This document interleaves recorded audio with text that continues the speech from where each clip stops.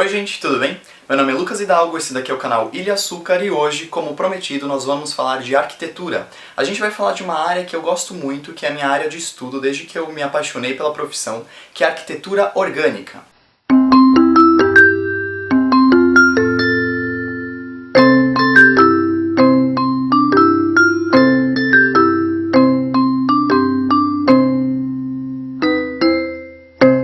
Os estudantes e os professores confundem arquitetura orgânica com edifícios com formas curvas, então qualquer projeto de forma curva a galera acha que é um projeto orgânico. Ou então, pior ainda, um projeto sustentável. Eu lembro quando eu falei que ia fazer um projeto orgânico pro meu professor de TFG, e ele começou a zoar com a minha cara achando que eu ia fazer um projeto de telhado verde. Não que seja errado fazer um projeto de telhado verde ou um projeto sustentável, mas a sustentabilidade é dever de todo arquiteto, não é uma área de estudo que você vai fazer um projeto sustentável. Todo projeto bom deve ter um conceito de sustentabilidade, e isso não traz um caráter orgânico para ele. Desde criança que eu me interesso em arquitetura e que eu desenhava edifícios meio fantasiosos e edifícios baseados em formas de animais. Então quando eu entrei na faculdade eu entrei com esse espírito mais fantasioso e também questionando da onde veio a arquitetura, da onde é que o homem teve a ideia de fazer essas coisas. Então eu estudei um pouco sobre o homem primitivo e percebi que ele se abrigava na natureza, em cavernas ou cavando, à la formigas, e também observando e copiando a habitação dos animais. Com o tempo o homem foi aprimorando suas técnicas, por exemplo, o homem nômade teve que se locomover, então ele buscou um material construtivo leve para fazer as tendas, e depois o homem quis se estabelecer, então usou um material construtivo mais pesado, com as rochas,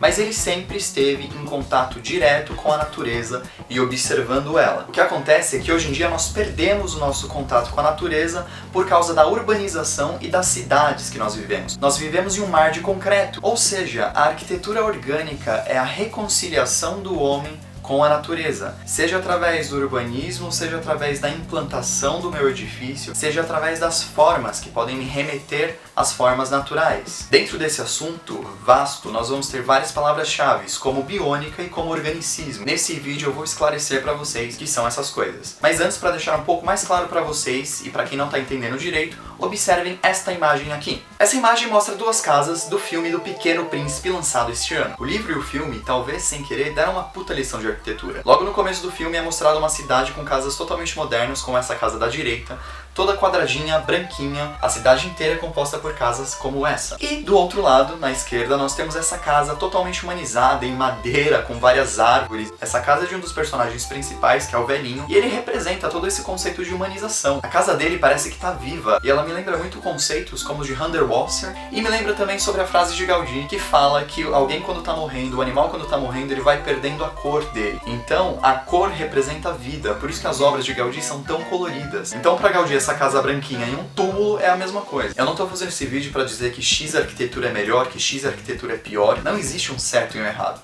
Existem diferenças, mas existem ambientes que te passam sensação X e ambientes que te passam sensação Y. Imagine você num ambiente totalmente branco, austero, frio, com uma janela que dá para o mar de concreto da cidade. Agora imagine você numa casa com linhas arredondadas, um piso de madeira e um grande jardim lá fora. A sensação que você vai ter é totalmente diferente. Isso não só em arquitetura, mas nós podemos levar essa ideia orgânica para as cidades. Desmond Morris escreveu um livro chamado O Zoológico Humano. Ele defende que a cidade é um grande zoológico e nós somos animais que foram tirados do seu habitat natural e enjaulados. Ele acredita que a cidade é um ambiente antinatural e que nos impede e dificulta de termos relações uns com os outros. Um artigo do site ArcDaily, baseado nesse livro do Morris, diz que as cidades têm nos mantido solteiros. Quem escreveu esse artigo foi a Vanessa Kirk. E é muito legal a analogia que esses autores fazem. Você no seu carro ou correndo na calçada, passando por mendigos, preocupado com o seu trabalho e sempre correndo. Mas se você vai para uma área verde da cidade, como o Central Park de Nova York ou como o Parque do Ibirapuera aqui em São Paulo, você percebe que tem muito mais pessoas desfrutando das relações sociais, fazendo um piquenique, muita gente andando de mão dada. Se você imaginar a nossa cidade, São Paulo, com muito mais áreas verdes, nossa vida seria diferente. A arquitetura da cidade permite que você conheça até outras pessoas. É mais eficiente que Tinder. Um dos maiores defensores da arquitetura orgânica hoje em dia é um arquiteto mexicano, Javier Senosian. Você já deve ter visto alguma coisa dele através dessa foto aqui. É uma foto que circulou muito em Facebook das obras dele. E eu pude conhecer esse cara pessoalmente, eu pude visitar uma obra dele aqui em São Paulo, em Itu. E foi o momento mais mágico e que mais contribuiu pro meu currículo profissional. Pena que nenhuma empresa leve isso em conta. Eu posso mais pra frente fazer um vídeo pra vocês sobre essa entrevista entrevista que eu fiz com ele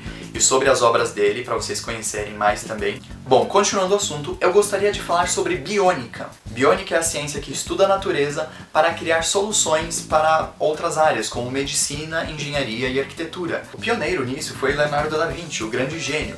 Antes de ser um arquiteto, antes de ser um pintor, antes de ser um inventor, Leonardo foi um grande anatomista. Ele dissecou uns 30 corpos humanos e outros de animais. Ele dissecou até uma grávida para entender como funciona o bagulho lá dentro. Ele ia realmente a fundo nos estudos dele. E o cara descobriu várias soluções observando a natureza. Por exemplo, o avião. Estudando a asa do morcego, Leonardo começou a pensar em como o ser humano poderia voar. E esses estudos, os croquis dele sobre o morcego, possibilitaram outro cara, que eu esqueci o nome, tocar pra frente o negócio, e deu no que deu. Eu piro quando a gente fala de Leonardo, porque ele tinha uma veneração linda pela natureza. Ele andava pelas ruas lá da Itália e tinha uma galera vendendo passarinho enjaulado. Ele comprava o passarinho, abria a gaiola e botava o passarinho pra voar. Sério, ele era demais. Enfim, mas voltando ao assunto, espero que tenha ficado claro o que é biônica. Ah, Lucas, mas existe projeto orgânico que não tenha linha inspirada na natureza? Sim, é claro que existe. Frank Lloyd Wright, por exemplo, é um dos grandes pilares da arquitetura orgânica. Essa é a obra mais famosa dele, a Waterfall House, e ela foi construída em cima de uma cachoeira. E apesar dela ter linhas retangulares, você está em contato direto com a natureza. Frank Lloyd Wright é venerado por muitos arquitetos como um dos melhores arquitetos que já existiu, e ele se situa dentro do modernismo.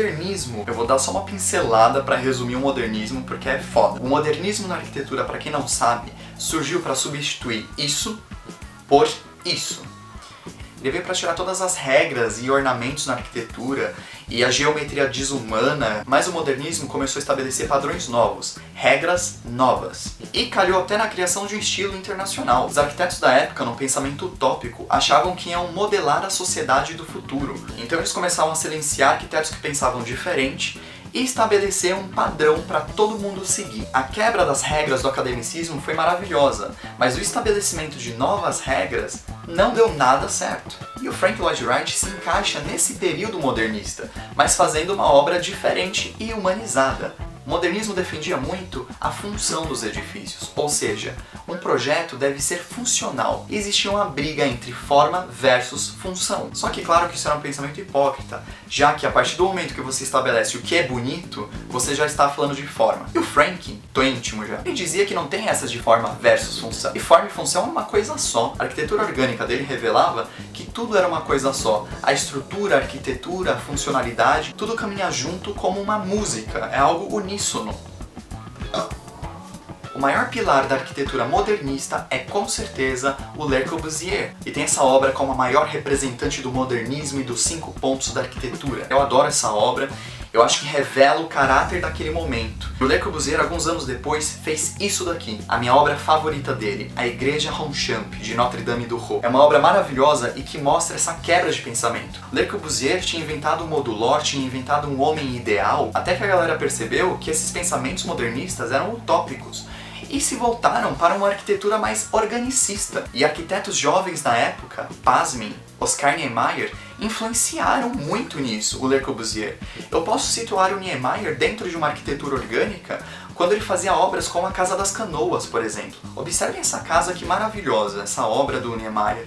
É uma obra totalmente de caráter orgânico, na qual tem uma grande rocha que adentra a casa e está na piscina. Ele construiu essa casa em cima dessa rocha, com uma paisagem maravilhosa e com uma cobertura totalmente arredondada. Poucos conhecem essa obra do Niemeyer, mas há quem considere essa obra a obra-prima dele. Bom, eu poderia falar muito mais para vocês desse assunto. É um assunto muito vasto que eu tô resumindo ao máximo. Se vocês quiserem, eu posso fazer um vídeo falando sobre o Gaudí, por exemplo, um dos grandes pensadores orgânicos pra mim. Eu também estou pensando em fazer um vídeo esclarecendo algumas dúvidas, porque eu tenho recebido muitos e-mails de vocês, muitos e-mails de estudantes, e a galera tem dúvidas parecidas. Eu ainda não respondi todo mundo, vou acabar de responder hoje. Algumas dúvidas já estão esclarecidas. O meu segundo vídeo, que é esse daqui, foi sobre arquitetura e eu dei 10 conselhos para os estudantes. Bom, é isso, eu espero que vocês tenham gostado. Dê o seu like se você curtiu, compartilhe o vídeo, se inscreva no canal e não deixe de assistir o meu último vídeo sobre um assunto muito delicado, mas de extrema importância, que é a intolerância religiosa.